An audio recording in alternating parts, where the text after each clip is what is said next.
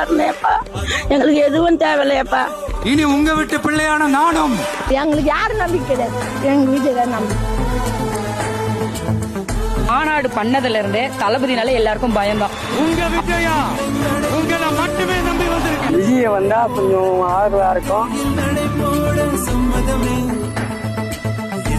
விஜய் வர்றதே எங்களுக்கு சந்தோஷம்.